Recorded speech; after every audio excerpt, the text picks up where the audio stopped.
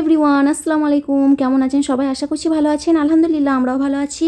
আজ একটু বানাবো চিকেন বিরিয়ানি। প্রথমে আমি এই বেরেস্তাটা বানিয়ে নিয়েছি, আর ভিডিও করার কথা আমার মনে ছিল না। বেরেস্তাটা বানানোর পর আমার মনে পড়লো ভিডিওটা একটু বানিয়েই নিই।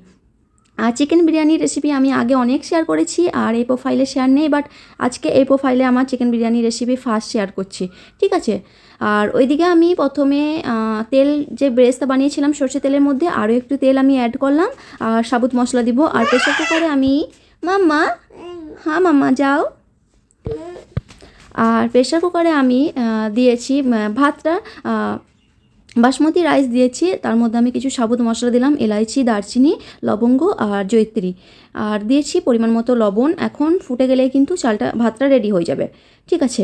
আর এদিকে সর্ষে তেলটা গরম হয়ে এসছে, এখানেও আমি কিছু সাবুত মশলা দেবো চিকেনটা রান্নার জন্যে। এলাইচি দিব, দারচিনি দিব, আর হচ্ছে লবঙ্গ, 3 রকমের দিয়ে আমি চিকেনটা বানিয়ে নেব, ঠিক আছে?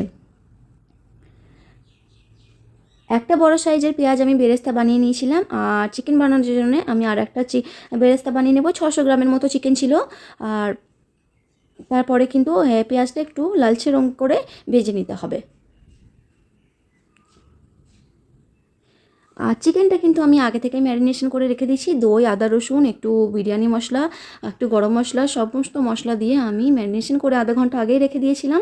আর এদিকে পেঁয়াজটা ব্রাউন হওয়া পর্যন্ত ভেজে নিতে হবে। এরপরে কিন্তু চিকেনের যে গ্রেভিটা আছে, ম্যারিনেশনের যে গ্রেভিটা আছে সেটা রেখে চিকেনগুলো এক একটা করে আমি দিয়ে দিচ্ছি কড়াইয়ের মধ্যে। তারপরে কিন্তু পেঁয়াজ আর চিকেনটা আরও ভালোভাবে একটু কষিয়ে নিতে হবে। আমি কিন্তু বিরিয়ানি এভাবেই রান্না করি, অনেকজন অনেক রকমভাবেই রান্না করে, সেগুলোও হবে। আর আমি কিভাবে রান্না করি সেটাই আপনাদের সঙ্গে শেয়ার করছি। এইভাবে আমি একটা করে চিকেন আমি স্পুনের সাহায্যে তুলে নিলাম, আর পেঁয়াজের সঙ্গে ভালোভাবে একটু কষিয়ে নিতে হবে। কিছুক্ষণ পর আমি এই গ্রেভিটা এর মধ্যে অ্যাড করব।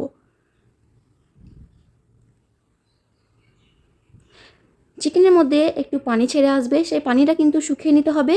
বেশ 15 মিনিট ধরে আমি এভাবে শুকিয়ে নিয়েছি পানিটা। এরপরে আমি অ্যাড করছি বাকি যে মশলাটা ছিল গ্রেভি ম্যারিনেশনের, সেই মশলাটা আমি অ্যাড করে দিচ্ছি। আবারও 5 মিনিট ধরে কষিয়ে নিতে হবে। 5 থেকে 6 মিনিটের মতো আমি কষিয়ে নিয়েছি। আর এদিকে কিন্তু আমার ভাতটা রেডি হয়ে গেছে। এখন যে মাঠটা আছে মাঠটা ঝরিয়ে নিব।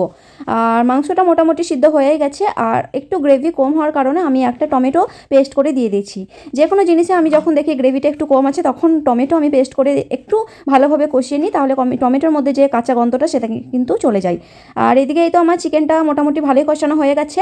এখন আমি সিদ্ধ করে রাখা আলুগুলো অ্যাড করে একটু মাখিয়ে নিব। আলুগুলো সিদ্ধ করাই আছে আগে থেকে, যেহেতু আমার চিকেনটা সিদ্ধ হয়ে গেছে। আর আলুগুলো যদি আমি কাঁচা দিয়ে দিতাম, তাহলে আলুগুলো কাঁচা কাঁচা থেকে যেত, সিদ্ধ হতো না ভালো।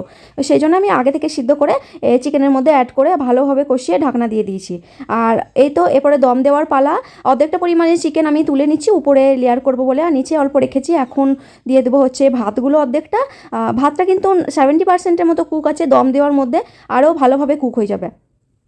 বেশি কিন্তু ভাতটা নরম করে দিলে, যেহেতু বিরিয়ানিটা দমে রাখা হয়, তাহলে কিন্তু একটু গলে যাওয়ার চান্স আছে, সেজন্য ভাতটার দিকে একটু নজর রাখতে হবে। এরপরে ভাতের উপরে আমি দিয়ে দিচ্ছি খানিকটা ব্রেস্তা, তারপরে দিয়ে দেবো হচ্ছে বিরিয়ানি মশলা।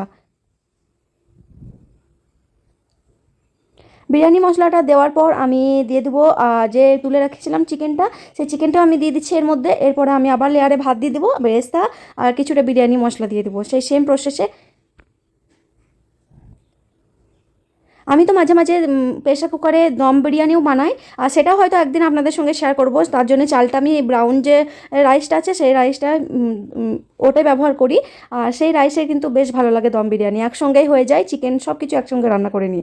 এই তো এভাবে সেম প্রসেসে আবার লেয়ার দিয়ে দিচ্ছি। এখন কিছুটা দিয়ে দেবো হচ্ছে গোলাপ পানি আর মিঠা আতর, আর বিরিয়ানি এসেন্স যে সেন্টটা আছে সেটাও কিন্তু আমি এতে দিয়ে দিচ্ছি। তাহলে কিন্তু এই ফ্লেভারটা দিলে খেতে কিন্তু বেশ ভালো লাগে। এই সমস্ত জিনিস কিন্তু আমি বাড়ি থেকে নিয়ে আসি, এই বিরিয়ানি মশলা, মিঠা আতর, এগুলো কিন্তু এখানে পাওয়াই যায় না। আমি অনেক খোঁজার চেষ্টা করেছি, কিন্তু এখানে বেশ পাওয়া যায় না দেখেছি। সেজন্য যতবার বাড়ি থেকে আসি, এই বিরিয়ানির সমস্ত কিছু প্রসেস, মশলা, এইসব কিছু আমি বাড়ি থেকেই নিয়ে আসি। এই তো খানিকটা পরিমাণে আমি ঘি দিয়ে দিচ্ছি উপর থেকে, আর দুটো চেরা কাঁচা লঙ্কা দিয়ে দিয়েছি। আর ধনিয়া পাতা শেষ হয়ে গেছিলো, নইলে আমি বিরিয়ানির উপরে ধনিয়া পাতাটাও ইউজ করি, বেশ খেতে ভালো লাগে। আর আজকে কি হয়েছে, ধনে পাতা শেষ হওয়ার কারণে চাটনিটাও করিনি, নইলে ধনে পাতার আর দইয়ের একটা চাটনি বানাই, সেটাও কিন্তু খেতে খুব ভালো লাগে।